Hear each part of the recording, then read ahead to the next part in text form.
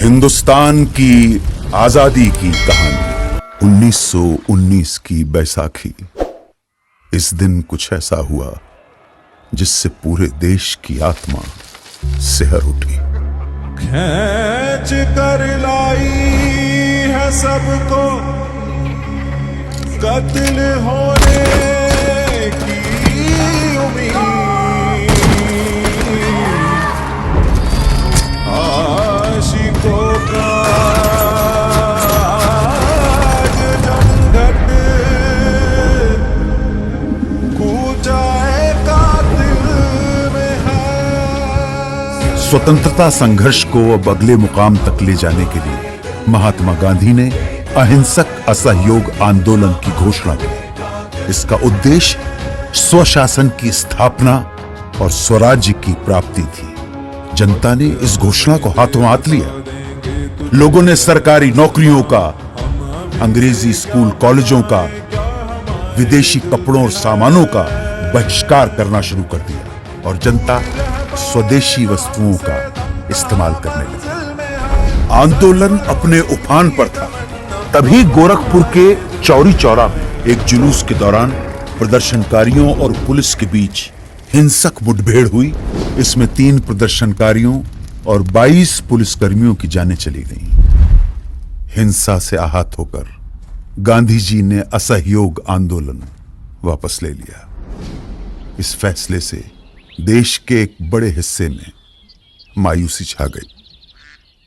उन्हीं दिनों गरम दल क्रांतिकारियों के इरादे कुछ और ही इशारा कर रहे थे। हाथ जिनमें हो जुनून कटते नहीं तलवार से, सर जो उठ जाते हैं वो झुकते नहीं ललकार से। और भड़केगा जो शोला सा हमारा दिल में है, सरफरोशी की तमन्ना अब हमारे दिल में है। सरफरोशी की एक तरफ देश जहां विदेशी शोषण और दमन से लड़ रहा था, वहीं दूसरी तरफ छुआछूत जैसी भयानक सामाजिक कुरीतियों के खिलाफ बाबा साहेब अंबेडकर का सत्याग्रह जारी था।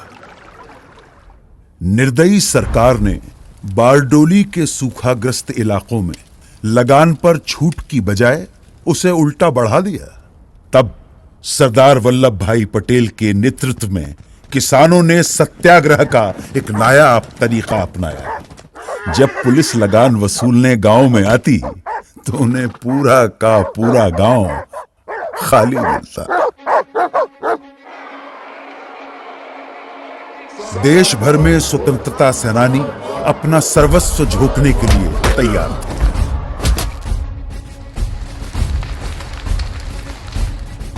आजादी की लड़ाई अपने चरम की ओर बढ़ रही थी।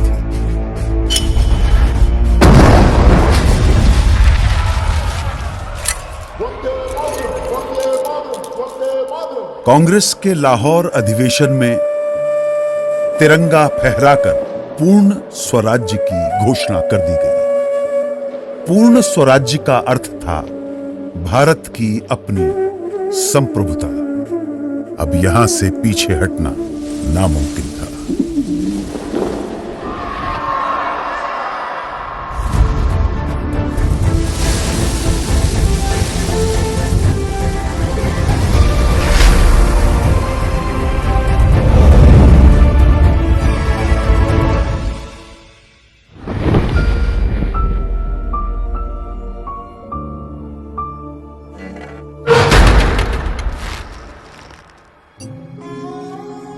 चौबीस दिन 240 मील की यात्रा, एक वृद्ध फकीर का हाथ में लाठी लिए दुनिया के सबसे शक्तिशाली साम्राज्य को चुनौती देने के लिए निकल पड़ा। इस अद्भुत दृश्य में कुछ ऐसा जादू था कि देश भर में लोगों का मन आंदोलित हो उठा। बेरहम ब्रिटिश सरकार नमक जैसी बुनियादी चीज के उत्पादन और व्यापार पर रोक लगा चुकी थी और ब्रिटेन से आने वाला नमक भी भारी टैक्स लगाकर बेचा जाता था। तब गांधी जी ने इस नमक को ही आजादी के लिए संघर्ष का मारक हथियार चुन लिया। दांडी तट पर गांधी जी ने मुट्ठी भर नमक उठाकर ऐलान किया कि इस कदम से ब्रिटिश साम्राज्य की नींव हिलाई जा रही है। उन्होंने नमक बनाकर कानून तोड़ दिया और इसके साथ ही देश भर में सत्याग्रह की पुरजोर लहर चल पड़ी। देखते ही देखते मद्रास, कालीकट, असम, बंगाल, आंध्र प्रदेश और देश के दूसरे इलाकों में भी नमक यात्राएं शुरू हो गई। खुदाई खिदमतगार अब्दुल गफ्फार खान के नेतृत्व में 50,000 अमन सुकून के साथ सत्याग्रहियों का समूह। किस्सा ख्वानी बाजार में पुलिस ने इस समूह पर खुलेआम गोली चला दी। जब आगे खड़े लोग छलनी होकर गिर पड़े, तब पीछे खड़े सत्याग्रही आगे आते गए और सीना तानकर गोलियां खाते गए। अहिंसा के इरादों पर अटल उन्होंने पुलिस पर पलटकर वार नहीं किया।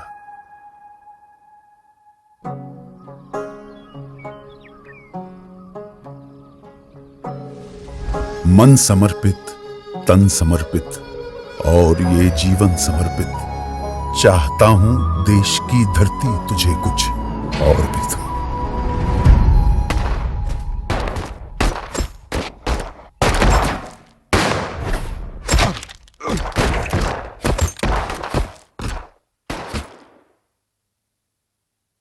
इस रंग में रंग के शिवा ने माँ का बंधन खोला, यही रंग भी हल्दी घाटी में था प्रताप ने घोला। नव बसंत में भारत के हित में वीरों का यह टोला, दूर फिरंगी को करने को लहू में अपने घोला। ओ मेरा रंग दे बसंती चोला, माए रंग दे, ओ मेरा रंग दे बसंती चोला, माए रंग दे। इंकलाब जिंदाबाद, इंकलाब जिंदाबाद, इंकलाब जिंदाबाद, इंकलाब जिंदाबाद, इंकलाब जिंदाबाद,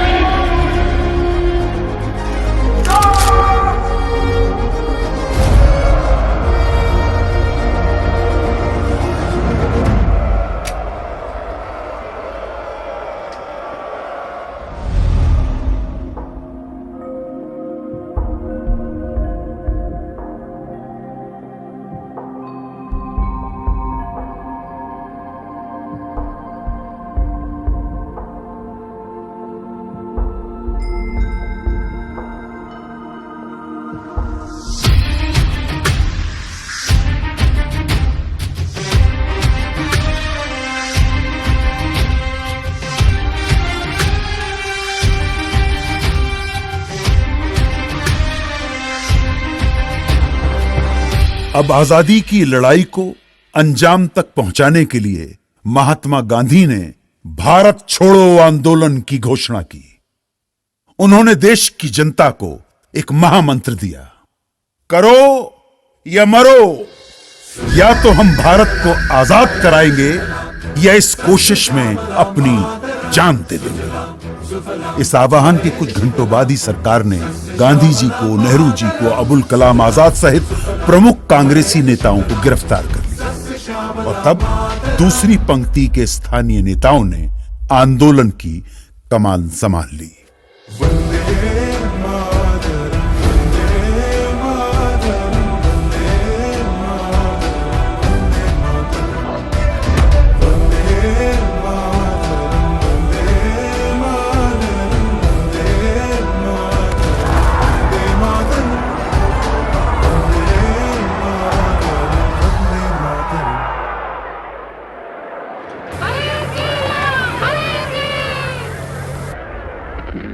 Congress Radio calling on 42.34 meters from somewhere in India.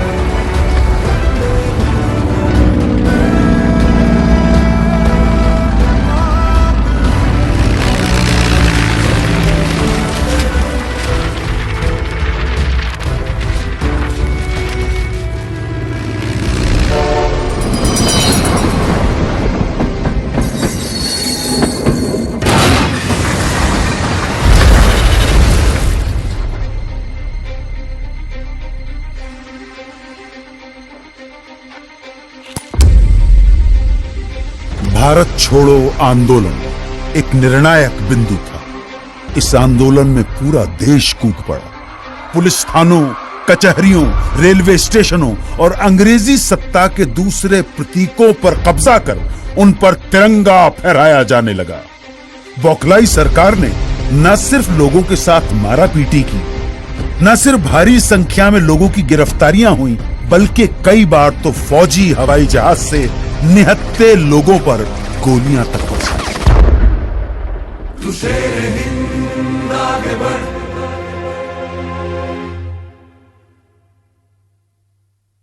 मरने से तू कभी न डर।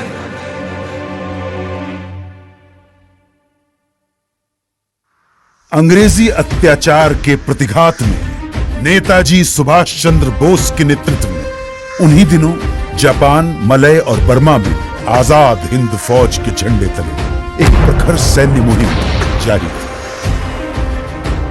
कदम कदम बढ़ाए जा, खुशी के गीत गाए जा, ये जिंदगी है कौम की, कौम में हिंद आगे बढ़, तू कभी न डर, ये दुश्मनों का सत्य वतन बढ़ाए जा।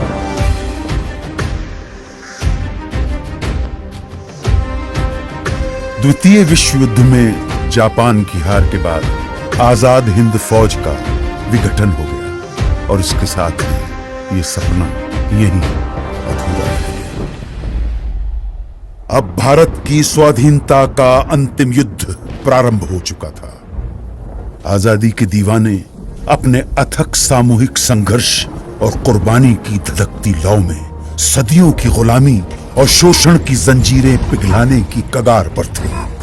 ये क्षण आसमान के सीने पर तिरंगा फहरा देने का क्षण था।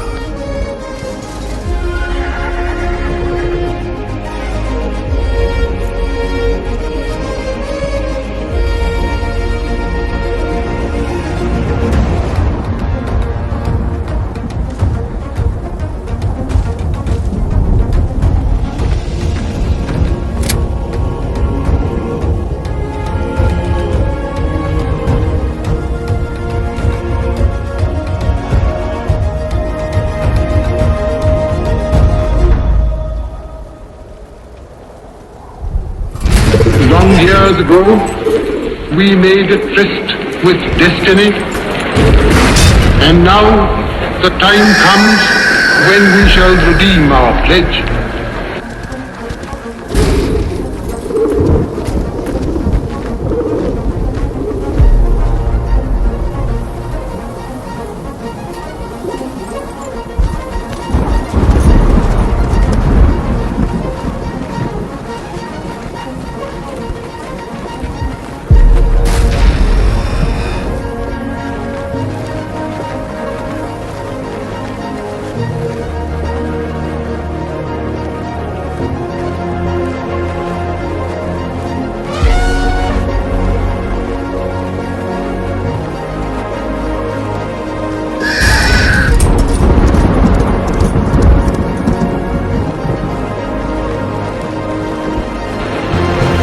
The stroke of the midnight hour, when the world sleeps,